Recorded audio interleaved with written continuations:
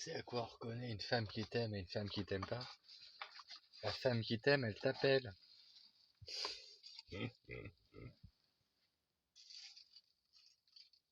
Bon ben, chacun en tirera des conclusions qu'il juge nécessaires à cette réflexion.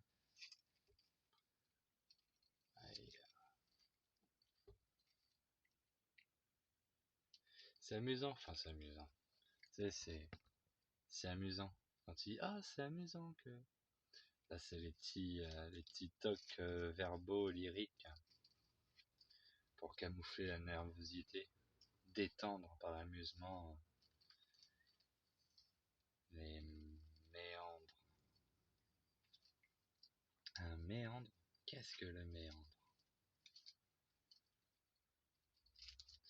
Je sais pas exactement c'est quoi le méandre, mais il me semble que c'est un peu comme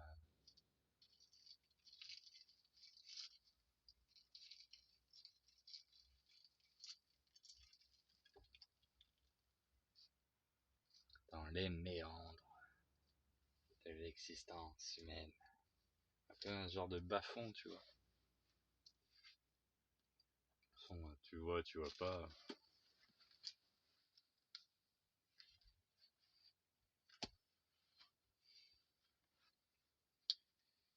Est-ce que je suis triste? Affirmatif. Ça se voit pas, hein?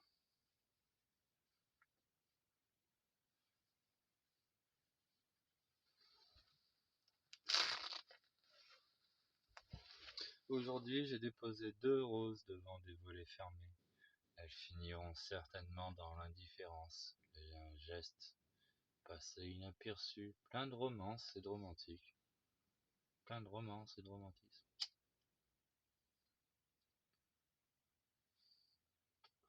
De toute façon, le romantique, c'est bien celui qui finit la queue entre les jambes et qui rentre chez les bredouilles. Eh oui, c'est lui le romantique.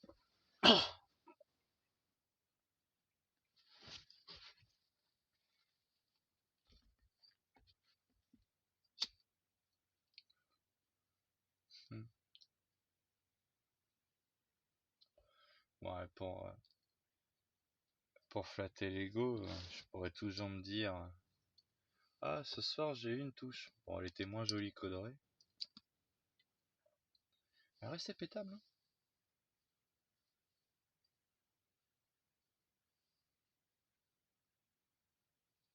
Hmm.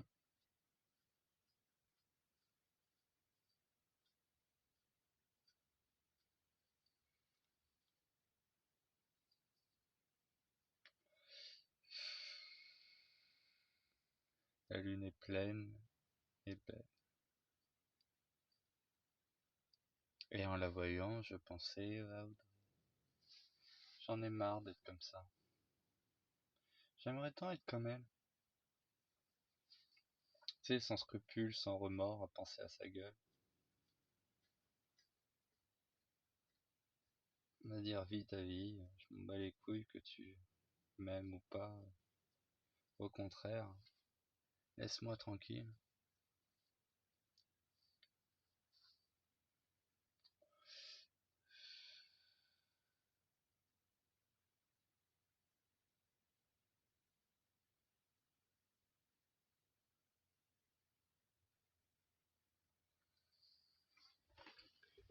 En fait, j'aimerais tant recommencer tout ce qui s'est passé.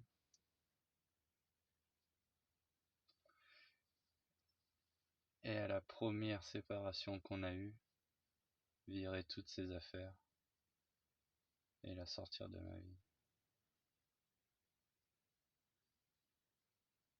Et la jeter à la rue. J'aurais dû faire ça. J'aurais pas dû me laisser embobiner par des beaux yeux verts.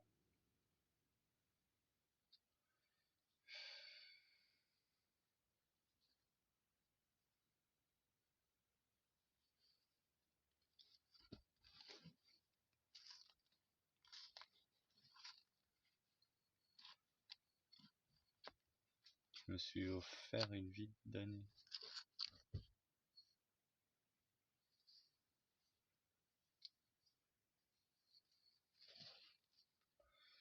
me suis offert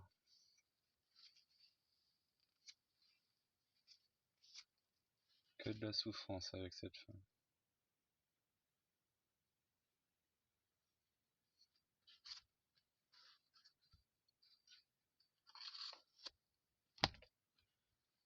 Techniquement, c'est elle qui me l'offre. J'arrive pas à arrêter de penser à elle. En même temps, c'est la mère de ton gamin.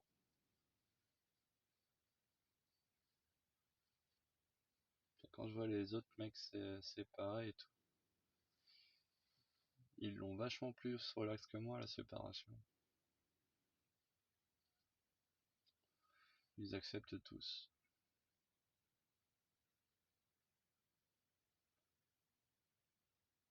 Même dans 20 ans, je croise le mec qui la baise, je le défonce. Je m'en bats les couilles. Je croise le mec qui a vu mon fils plus souvent que moi. Par principe, je lui éclate la gueule.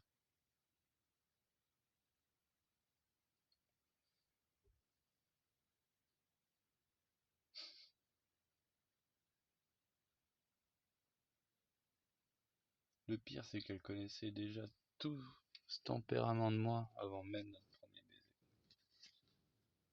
On avait parlé, la première semaine de rencontre, on parlait déjà des enfants.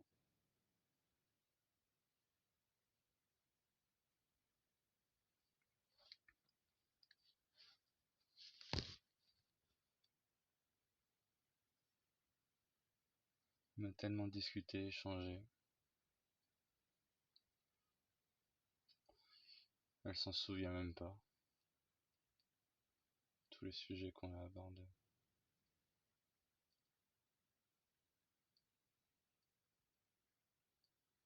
Et ce qui me fait vraiment mal, c'est que quand je me sentais écouté, apprécié, en fait non. Je t'ai pas écouté, je t'ai pas apprécié. J'étais juste en train de séduire le proprio d'une caste. Après, quand elle m'avait dans sa main, elle m'a juste torturé, volontairement, pour me dégoûter des femmes.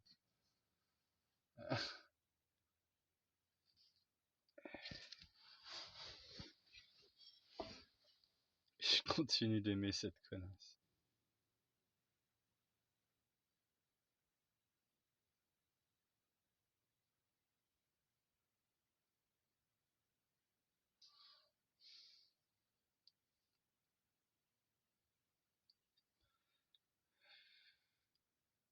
J'ai tellement envie d'éclater la tête de son père.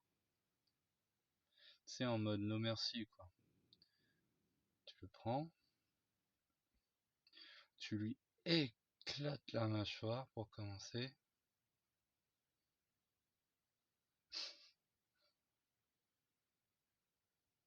Or même, tu sais, le trip sanglant et tout, suspendu par les couilles, découpé aux petits oignons, couche de peau après couche de peau. Ouais, ça c'est pas bien, c'est méchant.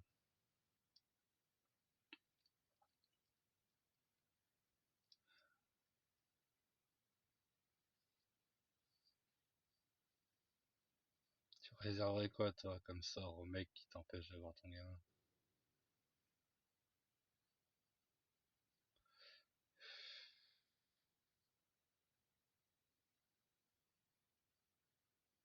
Qui, au lieu de nous aider à être un couple et à s'entendre, a rajouté de l'eau dans le gaz. Au lieu de respecter ses engagements, m'a isolé de ma famille.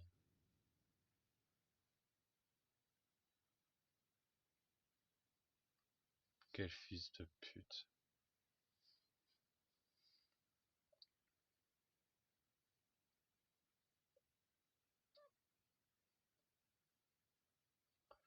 Il reste qu'une chose tous. Mon mépris. Le problème, c'est que du coup, j'aurai aussi du mépris pour mon fils qui va être leur copie conforme.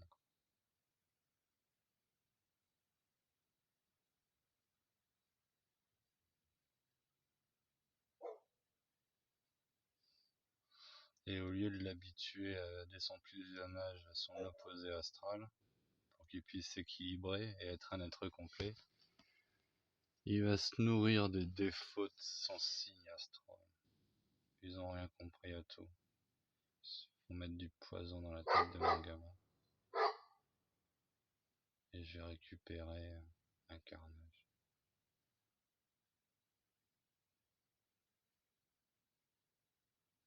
Tout le temps qu'il va perdre. Et le pire, si je le retrouve trop tard, ou si il est aussi buté que moi et sa mère réunis, et qu'il se met à penser de la merde, laisse tomber pour changer sa pensée, quoi. Il sera obtus jusqu'au bout.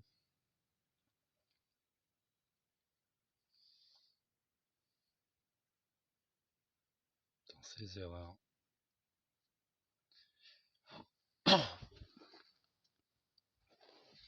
J'aurais aimé au moins lui transmettre mon autocritique, quoi.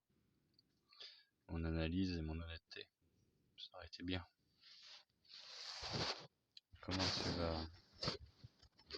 Tu sais, après, toute vérité n'est pas bonne à dire. Ça va être ça les discours avec les Gonzalez. Des fois, il faut mentir.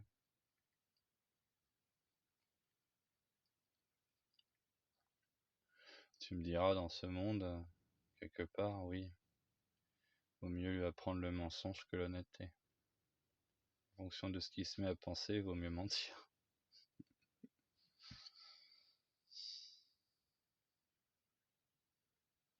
L'honnêteté, ça paye toujours. Bah en fait, non. Non, mon fils. L'honnêteté, c'est très important, mais tu dois le réserver à tes proches. Avec le monde extérieur, tu dois mentir. Passer inaperçu.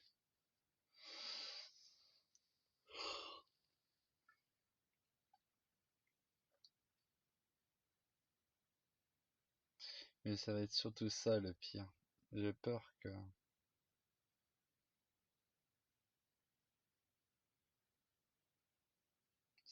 ça devienne vraiment, c'est une pute pour tous ceux qui l'entourent, et qu'il soit gentil pour gratter et profiter des inconnus. Un peu comme sa mère. Ou pour bien se faire voir au milieu des étrangers. Mais ça, c'est la dérive contemporaine, ça. C'est vachement répandu, l'attitude où t'es exécrable avec ceux de les gens de ton quotidien, ton cercle proche, et tu feins une image parfaite à l'extérieur pour briller en société.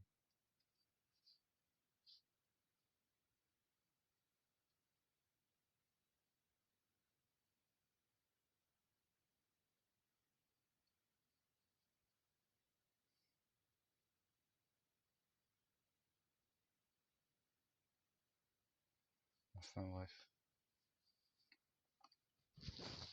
je suis triste. Elle ne m'a pas appelé.